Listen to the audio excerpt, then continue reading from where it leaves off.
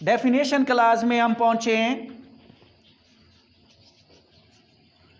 20 पे, क्लास 20 पे rates and cess. तो rates and cess means which are primary payable by land owners, जो इब्तदाई तौर पर लैंड ऑनर अदा करता है गवर्नमेंट को एज अ रेवेन्यू के तौर पे, तो उसको हम रेट एंड सेस बोलेंगे। रेट कीमतें बोलते हैं, मुख्तलिफ नौइयत की हो सकती हैं, और सेस हमेशा जो लिवी किया जाता है वो लगान ही होती है, क्योंकि अब मोटरवे बनी है ना, तो मोटरवे पे जितना लगान लगा हुआ है वो हम सेस के बदले में टूल प्लाजे की शक्ल में अदा करेंगे।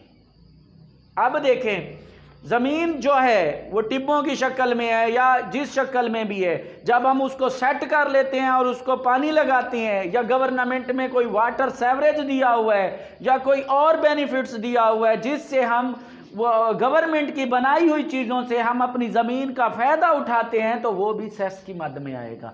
वो हुकूमत लेगी मुख्तलिफ रेट्स के लिहाज से या सेस के लिहाज से जो मुनासिब हो। तो फिर अगली उसमें उसने कहा एंड इंक्लूड्स, और इसमें शामिल होता है, तो क्या ना है, नंबर 1 पे कहता है कि द लोकल रेट। अब लोकल रेट जो भी चल रहा होगा वो पटवारी और क्या नाम है उसका तहसीलदार अपने एरिया के हिसाब से जो कैलकुलेटेड रेट होगा with the permission of board of revenue के लिहाज से जो लोकल रेट चल रहा होगा उसके मुताबिक फिक्स किया जाएगा। तो फिर कहते हैं कि if any payable under any law for the time being in force, कि वो चाहे किसी भी लॉ के तहत हो, लाजमी नहीं है कि यहाँ से लैंड रेवेन्यू एक्ट के तहत हो, वो किसी भी लिहाज से वो लागू हो। And any fee similarly leviable from land owners, जो लागू की जाती है लैंड ऑनर्स के ऊपर फॉर द यूज ऑफ, पहला पर्पज उसने क्या बताया कि यूज ऑफ, कि आप इस्तेमाल करते हैं, या बेनिफिट डिराइव्ड फ्रॉम, कि जितने मफाद आप निकालते हैं उससे। एम्बैंकमेंट्स एंड वर्क्स, किनारे बनाए जाते हैं या वर्क्स या कोई काम करवाते हैं हम, किसके लिए, किस पर्पस के लिए, सप्लाई के लिए और स्टोरेज के लिए। और सप्लाई और स्टोरेज किसकी होगी, वाटर की होगी। और वो वाटर हमने सिर्फ और सिर्फ किस पर्पस के लिए इकट्ठा किया है, या वो जो सप्लाई बनाई है या हमने एम्बैंकमेंट बनाया जस्ट फॉर एग्रीकल्चर पर्पस के लिए। तो एंड फॉर द प्रिजर्वेशन, तहफ़्फ़ुज़ किया है हमने, रिक्लेमेशन ऑफ सॉइल या सोल, मट्टी की बहाली के लिए। एंड ड्रेनेज, या हमने उधर कोई नालियाँ बनाई हैं। एंड रिक्लेमेशन ऑफ स्वम्प्स बोलते हैं दलदली ज़मीन को, कि हमने दलदली ज़मीन को भी, अब देखें हम यहाँ पे खारे पानी की नाले बनाए हुए हैं हुकूमत ने, आम अल्फाज में क्या बोलते हैं कि सेम नाला चल रहा है। हमारी जो लोकल और डिस्ट्रिक्ट लैंग्वेज होती है वो कौन सी है, उसमें हम उसको क्या बोलते हैं, सेम नाला बोलते हैं। अब सेम नाला जो है वो हुकूमत जो होती है उस पर ट्यूबवेल लगाती है, या जो भी पानी उस सेम के तौर पर ज़मीन से ऊपर आ जाता है, क्योंकि वो पानी खारा और नमकीन होने की वजह से तम उसके ऊपर फसल बोई नहीं जा सकती।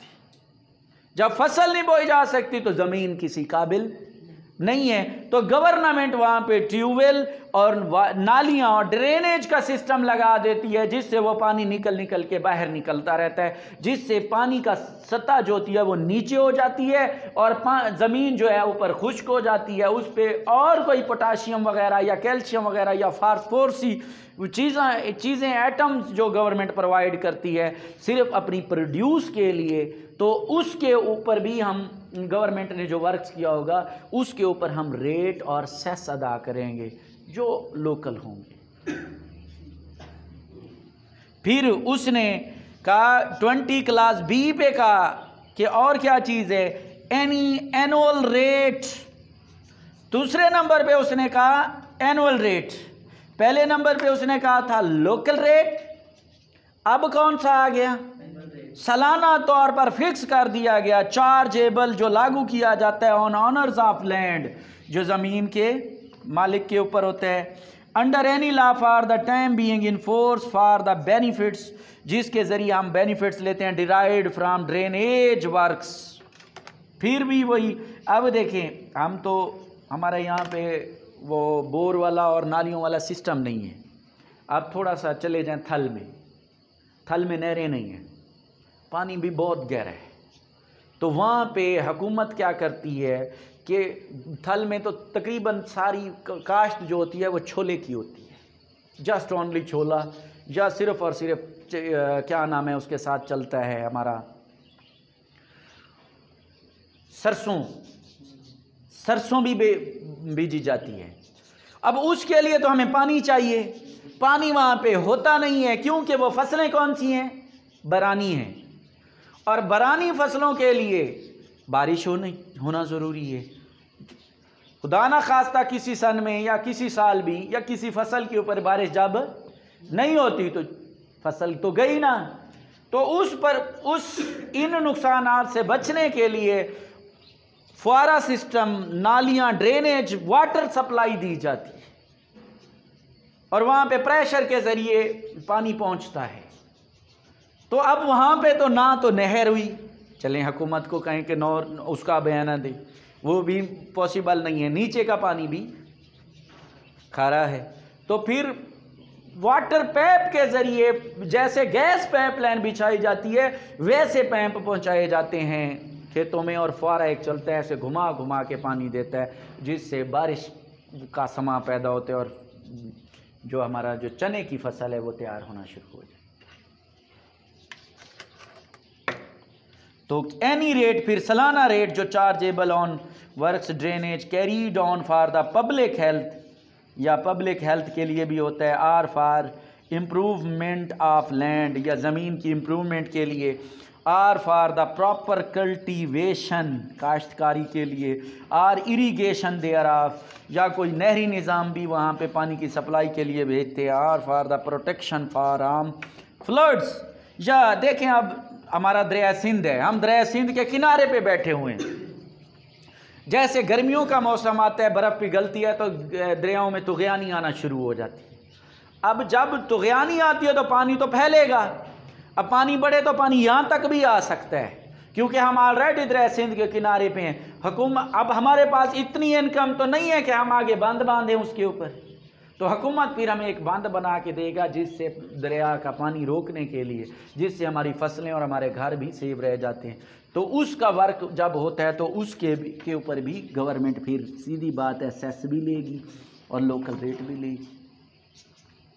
और अदर अकामुलेशन ऑफ वाटर, या कोई और अकामुलेशन ऑफ वाटर है from erosion by a river, जो रिवर के ज़रिए पैदा की जाएगी, तो वो चीज़ें भी इसी शामिल होंगी। फिर आगे सी हो गया village officer cess. Village officer cess जो है, विलेज ऑफिसर किसको कहा जाता है? लंबड़दार को कहते हैं ना, वो विलेज ऑफिसर होता है। उसका आगे जैसे ही चैप्टर आएगा मैं आपको बताऊंगा, उसकी तकरीबन कोई गवर्नमेंट तनख्वाह नहीं होती, कोई टेन्योर भी नहीं होता। ये कलेक्टर जो होता है वो उसको अपॉइंट करता है, अपॉइंट करने के बाद अब सीधी बात है, जब अपॉइंट हो गया तो तनख्वाह तो देनी पड़ेगी, जब तनख्वाह देंगे उसे काम भी लेना पड़ेगा। उसकी ज़िम्मेदारी है कि वो लोकल रेट्स सेस कलेक्शन करना। तो उसकी जो तनख्वाह होती है विलेज ऑफिसर की, वो अगर 100 रुपये लेके आएगा तो 5 रुपये उस खाते में, जितनी रिकवरी करेगा उसमें कोई परसेंटेज होते हैं जो आगे बताए गए हैं, तो उससे क्या नाम है, उससे काट लिया जाएगा। तो वो भी बर्डन किसके ऊपर पड़ रहा है? लोगों के। सीधी बात है, जो काश्तकारी कर रहा है एग्रीकल्चर पर्पस के लिए। फिर कहते हैं any sum payable on account of village expenses, कोई भी रकम जो काबिल अदायगी होगी। विलेज एक्सपेंसेस मतलब विलेज के लिए हम खर्च कर रहे हैं, उनके अखराजात, विलेज को बहाली के लिए कोई सोलिंग लगा रहे हैं कोई वाटर की विलेज है एग्रीकल्चर पर्पस के लिए, तो उधर कोई पानी की कड़वाहट का मसला है या भारी पानी है, तो उसके लिए कोई प्रोसेसिंग फिल्ट्रेशन के लिए प्लांट लगाया गया है जो विलेज, तो उसके ऊपर भी तो खर्चा आएगा, उसके लिए भी वो क्या नाम है सेस अदा करना पड़ेगा। फिर आ गई 21 क्लास में, सेक्शन 2 की क्लास 21 में उसने बताया रेंट। पहले उसने हमने अभी पढ़ा था रेट्स एंड सेस। अगली डेफिनेशन जो उसने दी है वो है रेंट की। कहते हैं कि rent means whatever is payable to landlord in money. तो रेंट किराए के माध्यम में ये किसको अदा किया जाता है? लैंडलॉर्ड। अब वर्ड उसने कहा कि वॉट एवर, कुछ भी।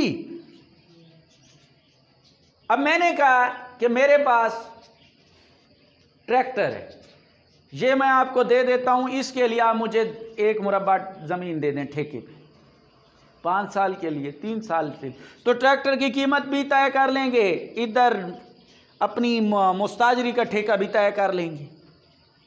या सीधी बात है भाई मैं 50,000 1 एकड़ का लेता हूं, तो 25 एकड़ है उसका बना लो जितना हिसाब बनेगा। तो उसने कहा, ये नहीं कहा इसके लिए कि आप हमेशा पैसे दें, वॉट एवर, भैंस भी दे सकते हैं, कुछ भी दे सकते हैं आप। तो उसने कहा कि रेंट मीन्स वॉट एवर, जो कुछ भी, इज पेएबल, अदायगी करते हैं, to a landlord in money, रकम की शक्ल में, आर काइंड, किसी भी शक्ल में हो, बाय अ टेनेंट, टेनेंट की तरफ से, on account of the use और ऑक्यूपेशन ऑफ लैंड। ये किस खाते में लिया जा रहा है? कि जो ज़मीन मैंने अपने कब्जे में रखी हुई है, उस कब्जे के माध्यम में किसी भी शक्ल में, चाहे रकम की शक्ल में या भैंस की शक्ल में या कोई और बेनिफिट, या मैं सर्विस देता हूं जी, मैं आपके बच्चों को पढ़ा दूंगा, मुझे 1 एकड़ मुस्ताजरी पे दे दें, मैं इसका ठेका दे दूंगा। ठीक हो गया। ऑन अदर कंट्रीब्यूशन, या कोई और कंट्रीब्यूशन होती है, kind by a tenant on account of the use और occupation of land held by him. Held का मतलब आपने कब्जा लेना है, बट शैल नॉट इंक्लूड, लेकिन इसमें शामिल नहीं होगा, एनी सेस, ये इसकी एक्सेप्शन है रेंट की।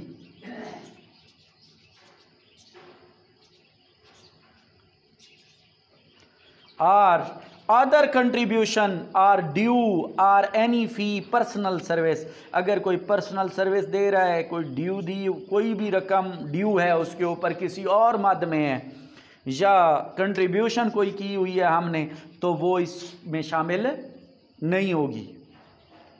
अब हमारे पास 22 आई डेफिनेशन, सेक्शन 2 की क्लास 22, रेवेन्यू कोड। तो रेवेन्यू कोड कहते हैं कि means a code constituted as such under the law relating to tenancy as in force for the time being. अब उसने कहा कि रेवेन्यू कोड कौन सी है? रेवेन्यू कोड सिर्फ वही कोर्ट होगी जो बनाई ही इस मकसद के लिए जो सिर्फ टेनेंसी मैटर को देखेगी, जस्ट ओनली टेनेंसी मैटर को। Revenue officer means a revenue officer having authority under this act to discharge the function of revenue officer, कि जो रेवेन्यू ऑफिसर वही होगा जो रेवेन्यू ऑफिसर के फ़रज़ सर अंजाम देता है। Survey mark means any mark set up by the department of survey of Pakistan, कोई भी निशान लगा देते हैं। अब देखें, हमें वाटर सप्लाई के लिए अगर कुछ चीज़ें प्रोवाइड करते हैं या खाल निकालना है, तो सबसे पहले क्या होता है? सर्वे होता है, और वो सर्वे सिर्फ department of Pakistan he provide करता है, क्योंकि उनके ऑफिसर करते हैं। वो आते हैं, उसकी लोकेशन को देखते हैं, फिर पॉइंटेशन लगाते हैं, और पॉइंटेशन पे कुछ ना कुछ इरेक्ट कर जाते हैं, निशान लगा देंगे, झंडी लगा देंगे, या कोई थड़ी या पत्थर का निशान लगा देंगे कि ये सर्वे मार्क, अब खाला हमारा यहाँ से ऐसे जाएगा, फलां फलां फलां, पूरी उसकी एक सर्वे होगा। तो उस मार्क को हम क्या नाम देंगे? सर्वे मार्क देंगे। सर्वे नंबर और खसरा नंबर दोनों का मानी दे रहा है। Means a portion of land of which the area is separately entered under an indicative number in record of rights. Survey number और खसरा नंबर एक अलग होता है, जो रिकॉर्ड ऑफ राइट्स मतलब जमाबंदी में दिया होता है कि इसका खसरा नंबर। इस खसरा नंबर को हम ये देख के बता सकते हैं कि ये नंबर किस बंदे को अलाटेड है और मौके के ऊपर इस वक्त कौन सा बंदा ज़मीन के ऊपर काबिज है। ये सिर्फ और सिर्फ खसरे नंबर के खातिर। और खसरा नंबर जो होता है ये फसल के हिसाब से चलता है, और हमारी फसलें दो ही हैं, कौन सी? रबी और खरीफ। तो खरीफ का खसरा अलग बनता है, जब रबी आती है तो उसमें फिर फसलें दार जो होती हैं, जब फसलें दार जो होती हैं तो उसके मालिक का नाम तो होगा कि कौन इनको बीज रहा है। तो जमाबंदी में सिर्फ खसरा नंबर और वो होता है जिसको हमने उसने अलहदा से उसने बताया कि सर्वे नंबर और खसरा नंबर की डेफिनेशन दी गई है। फिर कहता है टेनेंट, ये है सबसे इम्पोर्टेंट डेफिनेशन लैंड रिकॉर्ड में। इस ये पेपर के लिए 4 स्टार ठहरती है कि हर दफ़ा पेपर में आती है। तो टेनेंट मीन्स अ पर्सन। तो टेनेंट एक पर्सन है हु होल्ड्स लैंड। अब होल्ड्स का मतलब आपने यहाँ पे कब्ज़ा लेना है कि जो कब्ज़े में रखता है ज़मीन को अंडर अनदर पर्सन, लेकिन वो महताज किसी दूसरे बंदे का होता है।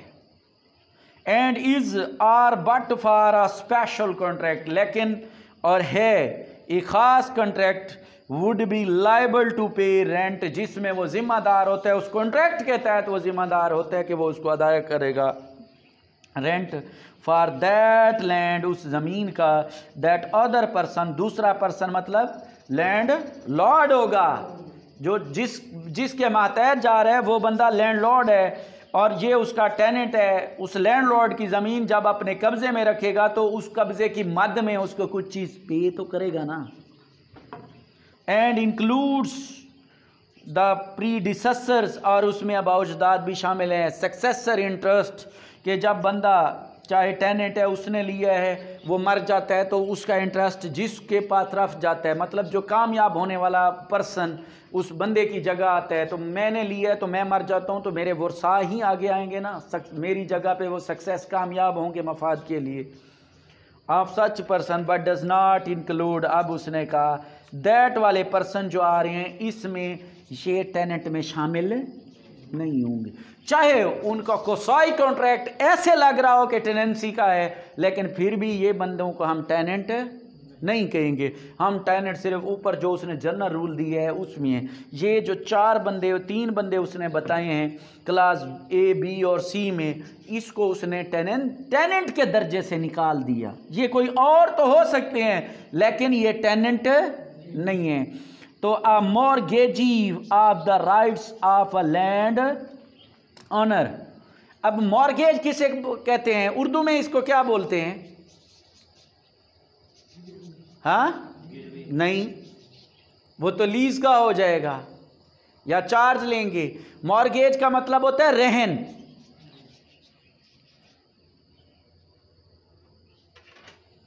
और दूसरा लफ्ज हमारे इसी के मुतबादिल में रखा जाता है, बोला जाता है प्लेज। सुना है कभी प्लेज? कि आम टर्मिनोलॉजी में जब हम किसी बंदे से पूछते हैं ना कि मुझे अपना इंतकाल तो दे दे, वो कहते हैं नहीं जी अभी मैं नहीं दे सकता क्योंकि मेरी ज़मीन अभी क्या है, प्लेज है। ये गलत बोली जाती है टर्म। हमेशा ये जो 2 टर्में हैं प्लेज और मॉर्गेज, ये कॉन्ट्रैक्ट हैं। और मॉर्गेज जो होता है ये रहन रखी जाती है हमेशा इमूवेबल प्रॉपर्टी। और जब हम कोई चीज़ रहन रखेंगे और वो चीज़ मूवेबल होगी तो उसको हम प्लेज बोलेंगे। इसकी 2 ही एग्जाम्पल हैं। मुझे कर्जे की पैसों की ज़रूरत पड़ी, मैंने अपनी वाइफ को कहा मुझे सोना दे, मैंने बैंक में रखवा के कर्ज ले लिया, तो सोना मैंने क्या करवा दिया? प्लेज करवा दिया।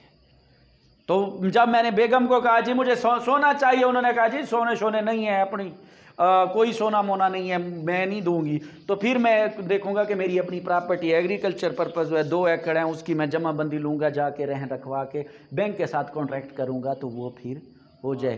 तो अब बैंक जो है वो बन गई मॉर्गेजी और जो देने वाला है उसे बोलते हैं मॉर्गेजर।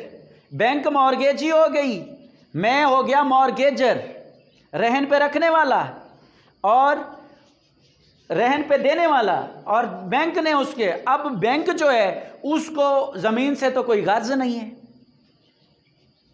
उसने जो मुझे अमाउंट दी है उसके ऊपर वो अपना इंटरेस्ट लेती है।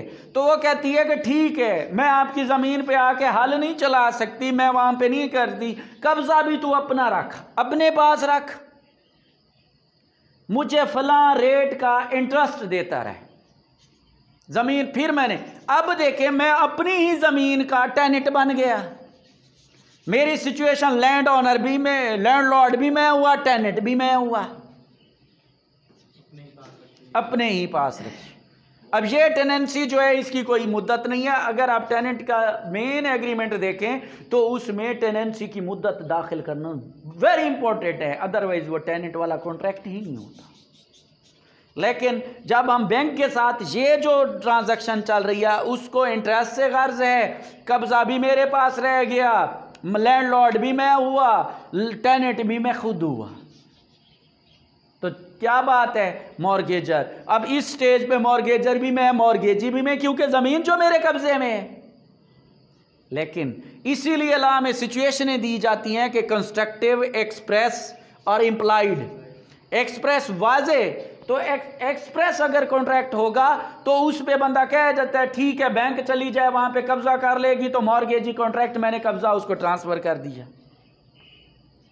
तो अब हमारा एक्सप्रेस वाला सीन भी ना हुआ क्योंकि काबिज तो मैं खुद ठहरा हूँ। फिर मैंने उसके मद में कब्जा मेरे पास आ गया तो मैं उसके मद में इंटरेस्ट दे रहा हूँ, तो फिर ये क्या हो जाएगा, बाय कॉन्ट्रैक्ट इम्प्लाइडली तौर पर भी बैंक का जो है वो इसमें है, तो उसको देखेगी वो। तो इस तरीके से फिर तीसरी सिचुएशन आ जाती है कंस्ट्रक्टिव। बैंक ठहरी तो उधर है लेकिन कब्जा बैंक के खाते में है, मैं इम्प्लाइडली तौर पर काबिज हूं। A mortgagee of the rights of land owner. फिर बी उसने कहा a person to whom a holding has been.